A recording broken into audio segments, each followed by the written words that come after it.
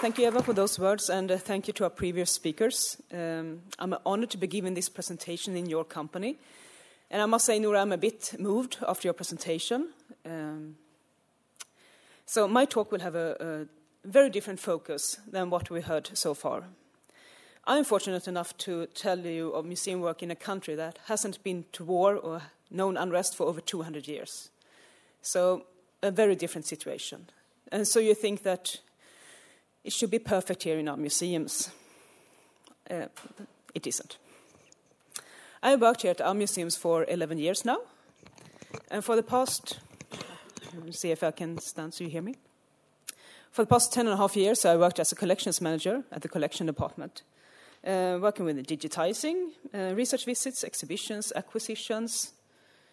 This is just a normal day at work, installing objects. And Noora, you might recognize a gold bracelet there. It's from Afghanistan. We hosted the Battery Gold exhibition in 2011. That's solid gold. It's very nice. But now I'm a curator, and I'm working with provenance research, repatriation, and the illegal trade of cultural goods. All fields that connect with each other. And this position is less than a year old. And it is a direct response to our objective to work with the issue of illegal trade and threaten cultural heritage. So is the illegal trade of cultural goods connected to our collections? I will get back to that. But before I start talking about our collections, I have to start with our museums. There are 4 museums in one museum agency, 3 in Stockholm and 1 in Gothenburg. They were brought together in 1999, and each museum has a much longer history than that. They have been formed out of different museums, different collections, and have had different focus. And the museums in Sweden have throughout history exchanged collections with each other or deposited them at one another. For example, here we have collections from the National Museum, the History Museum, the Nobel Foundation, and the Royal Armoury even. And they have moved around a lot. And you know what happens when things move? Things get lost on the way, or they never get unpacked. And for us, we have lost information, like inventory number tags falling off. Now, I won't linger on each museum's history, but we have about 450,000 objects in total. And apart from that, we have some more archaeological shared material. And we have over 1 million photographs, films, archives, and books in our collections. But I will focus on the objects today. And this is to give you an example of our combined collection. We have everything from cuneiform tablets to plastic shoes, contemporary Chinese art to red figure pottery. So it's a very vast and diverse collection. And how the objects ended up in our collections is as diverse as the collections themselves. I'm trying to move this so it's a better position. Some have, let's see here. Some have come from other museums, private collections, for example. And now my digital thing is messing up with me.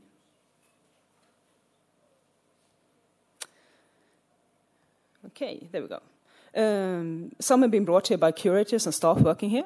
Some are part of exploration journeys, and others have come thanks to the generosity of other countries, allowing Swedish archaeologists to keep finds from legal excavations. And that is the case with our amazing collection from Cyprus. Many of the objects you can see downstairs in the exhibition. And here you see the crates waiting to be shipped to Sweden. They are filled with about half of the Swedish expedition finds, the rest stayed in Cyprus. And the other ship is Vega, whose crew sailed along the Arctic and brought home thousands of objects. But our collections also grow thanks to donations from the public, either single objects or entire collections. And here you see some examples all from the past 5 years. Now, the blonde woman isn't a donation, that's our conservator, Ann-Sofie Stjernlöf, but she is working on one of our latest acquisitions, and that is a bridal cover from Mr. Rashad Salim that he donated last year, and that you can see downstairs in the exhibition that we opened yesterday. But apart from the physical object, what else do we get with an acquisition, and what else do we want? We want to get a story, a history, and a context, all that which make up a provenance. So do we get that? Here is where my work starts. Some objects have lost their provenance. Maybe it was never well known to start with, or it was known but no one bothered to document it. Or an object has lost its inventory number and now we can't be sure which collection it came from. So does it matter?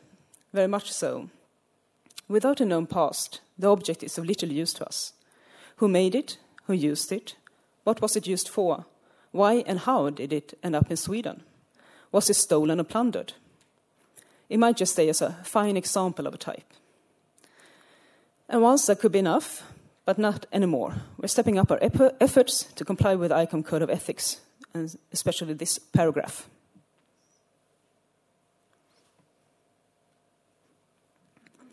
Now I'm going to give you an example from our storerooms, a rather sad one. They are unmarked shards, no numbers at all, and they're in a box just labeled shards picked from the Spanish coast. That's it. So what can they tell us? Just they're different shards, probably from different vessels, and they're a couple of thousand years old. That's it. They have lost all context. What use are they? Now, this is a completely different matter.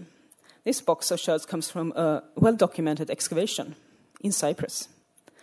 They're similar shards, but this we know where it came from, and that makes all the difference.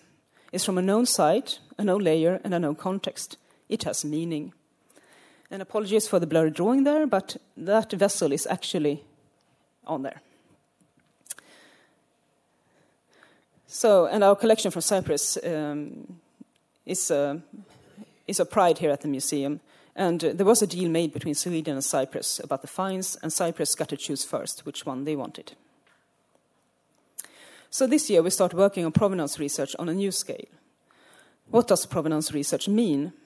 It is similar to archaeology. You look for information. But instead of digging in the ground, you go digging in archives and other places. And the purpose of provenance research is to discover an object's history, from who made it and where it was found, to who has owned it, and finally how it ended up in our museums. It can be a very time-consuming investigation. Perhaps it is most well known to you as something that is relevant to the art world, where people are trying to find art looted by the Nazis in the 1930s and 40s. But it is something more museums are working with now, especially those with collections from other parts of the world. And so my main task is to do provenance research on all our new acquisitions from 2003 until today. So why 2003? That is when Sweden ratified the UNESCO 1970 Convention. And the convention states that with new acquisitions, proper research should be conducted, so-called due diligence. And this says that we shouldn't acquire anything that has been illegally exported. So how do we know if it has been? That is where the detective work begins. Now, let me give you a very brief insight into the world of illegal trade, forged documents, and online trading. This was in the news a couple of weeks ago. BBC reported about how much of the illegal trade is now done on social media instead of more traditional auction sites. In fact, Eva Myrdal and I listened to researcher Katie Paul from the organization Athar Projects some weeks ago, and they track the online trade with focus on the Arab-speaking community. Katie Paul and her co-workers have created fake accounts and listen in on these mostly private groups. Some of them have thousands of members. As Katie told us, it's not uncommon that looters show ongoing plundering while messaging, "Is anyone interested? If not, we're not going to bother digging it up." And that was especially the case for larger objects like mummies direct from tombs in Egypt or large-scale mosaics from Syria. And this was actually offered for sale. And I'm sure you've heard of cases where museums have bought objects which have turned out to be stolen or plundered. This is from February, the Metropolitan Museum of Art.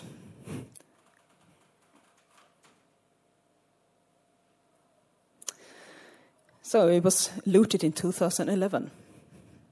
Forged documents are very common in the illegal trade. If you want to learn more about this and get a good introduction, you can read this book. I recommend it. It's called The MEDICI Conspiracy. And in the book you can read about how antique dealers in Italy supplied collectors and museums with archaeological finds, freshly plundered or stolen, by the fake documentation. The image on the right shows the so-called sales room/warehouse of the dealer MEDICI when the police stormed his facility in Geneva, Switzerland. It's interesting that you also had Switzerland marked on your map. It's a known transit country. And there were about 4,000 objects in his rooms, with photographs of another 4,000 or 5,000 objects. And that is one dealer in one country, just to give you an idea of the scale here. So how do you know if an object has a valid provenance and has left its country of origin in a legal manner? Well, research, and a willingness to ask difficult questions. This is from an auction at a major auction house. Notice the provenance that says acquired by Mitchell in 1966 or earlier. What kind of provenance is that? It says nothing at all where the earrings are from, what context they were found in, their date, or who wore them in the past. Were they found in a legal excavation? How did this Mitchell come to own them? Unless there is more documentation not shown here, they are nothing more but pretty gold earrings. Now, luckily for us, we are a poor museum agency. Most of our acquisitions are donations. But we do get contacted by people wanting to sell questionable items. I got this the other year. It's a sculpture head from Cyprus. And the person who contacted us claimed that former colleagues of ours had actually gone to Cyprus to view it and said they wanted to buy it. And he was really eager to make a deal now. They had never gone to Cyprus. He asked for 1 million euros for this piece as a starting point. We didn't buy it. Oh, and the provenance he mentions in the email, that made no sense. So this is from our database, just to give you an idea how it looks like. And I mentioned that I'm looking at acquisitions from 2003 until today, which means looking at thousands of objects and tracing their history. One would think that with relatively new acquisitions, there will be plenty of information and knowledge about the objects. Now, the digital age is wonderful in many ways, but in one specific case it isn't. That is when it comes to finding information in our archives. The days of long handwritten letters are gone, as are the days when curators and professors made sure to keep all the correspondence. Now there is just some emailing going on, and they tend to get lost. Now we're going to give you an example from our storerooms, just to exemplify the problem. I found on a shelf 5 objects. This is just one of the objects in this picture. But there were 5 objects, unmarked, and a note written by a now retired colleague, suggesting that this is a collection from 2009 consisting of 4 objects, not 5. Also, do not touch. Love that. Also, a receipt from a shop in Cameroon for 4 objects. Okay, that didn't make sense. So I went to the archive. And there is a note on the back of the acquisition catalogue saying that in 2009, no acquisitions were made. Right. And out of the objects listed on the receipt, only this wooden flute matched the description. The others didn't. What to do? I do a lot of sighing in my work. So I delegated this case to a colleague of mine who will try and track it down. But I have to mention it's not all this bad in our storages. But it is a good reminder to work through new acquisitions as soon as they come in. So how far have I come with my provenance research? I have actually started backwards, and I'm now finishing 2017. So have we followed the convention and done our job regarding due diligence when acquiring new collections? Do these new acquisitions have a proper provenance? The short and sad answer is no. There are question marks. So what effect does that have? Well, for one thing, we can't be certain that they haven't been a part of the illegal trade of culture goods.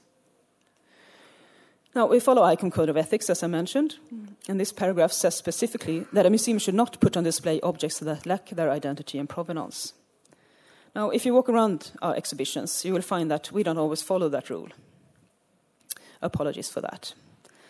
Reasons, well, partly lack of time in an exhibition project, but also a lack of understanding why provenance is important. But we have now started a project to examine these objects that lack identity, not only in this museum, but in all 4. And this is a great task, and all our collection managers and curators will be involved in it. And of course, from now on, we make sure not to display any objects without identity in new exhibitions. But I am pleased to inform you that out of the 925 objects in this showcase, with finds from Iarini in Cyprus, only 1 is missing its inventory number. And we're fairly certain we can figure it out, which one it should be. And also, we won't accept objects without a proper provenance into our collection anymore. As I mentioned earlier, that hasn't always been the case. And it isn't unusual for people to contact us with something they brought home or inherited. I picked these shirts from a site when I was on holiday in Crete. True story. So what should someone do with such objects? I think it is a good thing that people think about donating it to a museum, since that means they don't want to support the illegal trade. The problem is now that we don't accept the offer anymore. So our first suggestion is to contact the relevant embassy if that is possible. Last summer, I escorted an old lady to the embassy of Iraq. Her parents had visited famous sites in Iraq in the 1950s and brought home souvenirs. Luckily for us, her parents had written on the back with pencil where they came from, Babylon, for example.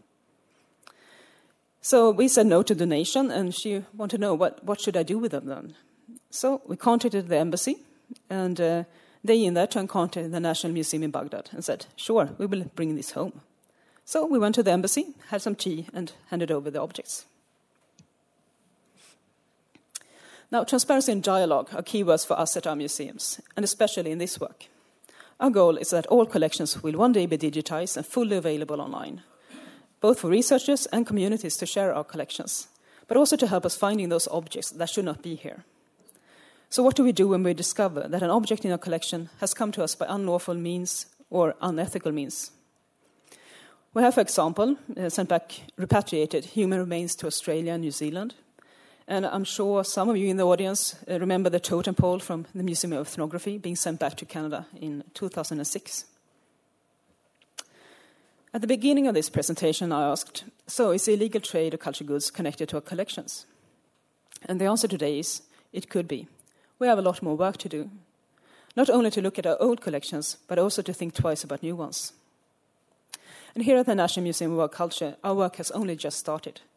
Our hope is that one day, people will be just as aware of how wrong it is to buy and sell cultural heritage as it is to buy and sell ivory. And by adhering to the 1970 UNESCO Convention and Article 10, we will continue working with and for the public to protect cultural heritage. What should I do with it then? As nations form new tougher laws against illegal trade of cultural goods, and as people gain a greater understanding as to why these should not be in private hands, there needs to be a plan for what comes after. The museums say no. You don't know which embassy is relevant to turn to, or they say no. And you don't want it to end up on the illegal market. What should I do with it then? I simply don't know. So I turn to you in the audience, to UNESCO and to ICOM to help us work with this question. Thank you.